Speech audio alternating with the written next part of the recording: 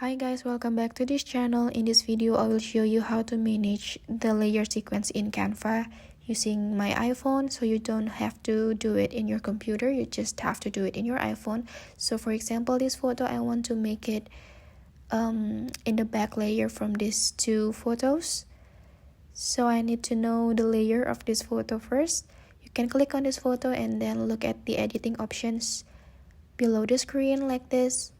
So you will have to scroll down a little bit, scroll left a little bit, and then click on layers over here.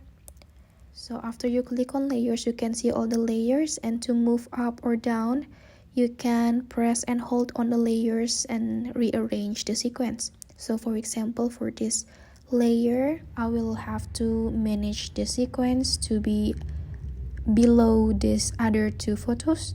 So I can press and hold on this layer, press and hold and scroll it under the two photos layer like this, and the position will also change according to the layer. So that's how you manage the layer sequence in Canva without using your computer. You just have to do it in your iPhone.